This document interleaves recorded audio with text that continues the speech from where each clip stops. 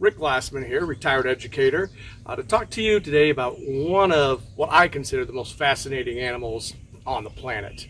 And that would be this guy right here, the river otter. The river otter was called an extirpated animal here in Indiana. He was a native species at one time. He disappeared from our state for a couple of reasons. One, unregulated hunting and fishing and trapping back in the old days. We had no rules or regulations. And this river otter's fur is some of the thickest fur you'll find on any animal. And it has more hairs per square inch than anybody else here in Indiana. And it was very highly sought after for the fur trade. So we basically over-harvested.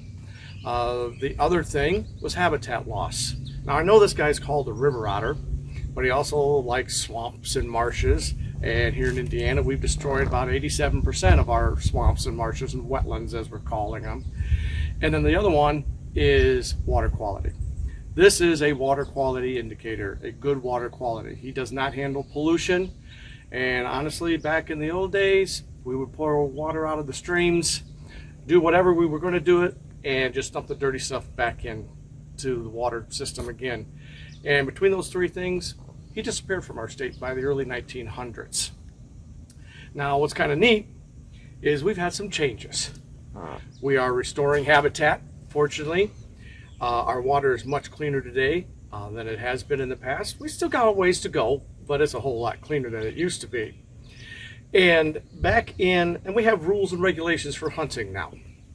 So back in 1995, we went down to the state of Louisiana and we live trapped, well, about 25 river otters, and we brought them here to Indiana. Now the first set went down to southern Indiana, Mastatuck Fish and Wildlife area. The following year we got 75, and 25 of those were actually released in the Tippecanoe watershed.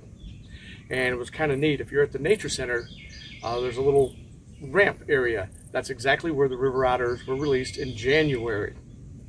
And a lot of people were like, wait a minute, you're taking a river otter from Louisiana and releasing it in Indiana in January? Really thick fur. Didn't care the temperature.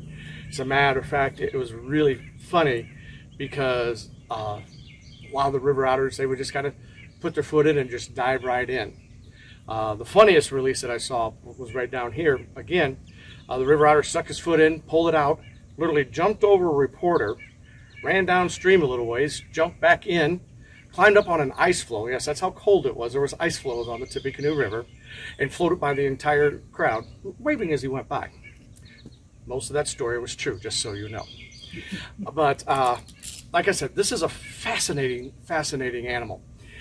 They're fun-loving animals. They live as family groups. Even the males will join groups. They're such an efficient predator that, well, they have a lot of time to play. And they will go up and down a bank, climb up the bank, slide down on their bellies. Matter of fact, they love to slide on their bellies. We use that to help find out how the river otters were doing after we were released. We get a nice snowfall, and we get in a plane about 500 feet up, and we look for river otter tracks on the frozen streams or the fields. And you may be thinking, wait a minute, how do you tell a river otter track from 500 feet in the air? It's very easy. They jump, and slide on their belly. So it was ... dash. And you could tell, and that helped us learn how the river otters, because one river otter, we did put some radio transmitters in, actually traveled 200 miles, and then turned around and came right back to its release site. So they travel a lot.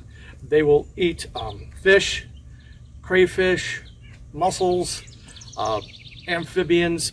Basically, if it lives in the water, they'll eat it. And like I say, they're very efficient predators, so they have no problems catching their prey. They live a long time. They can live 9-10 years without a problem. They have kind of a weird way of having kids. They have what's called a delayed pregnancy. They actually mate one year and then have the kids the following year, which actually was very effective for transporting these guys from other states, because most of the females were already bred, and then they were having their babies here in Indiana, which really helped the expansion and the restoration program of the river otters. But they have 2 or 3 pups, usually somewhere in a hollowed out tree that's fallen off the riverbank, and then, like I say, they'll stay as a family group. But a wonderful animal. It is definitely a water quality indicator. This one I have here is actually kind of a small one. They get to be 4 feet long, and from nose to tail. So wonderful animal, very amazing, cute little animal. And hopefully you come rafting down the river and see some of these guys.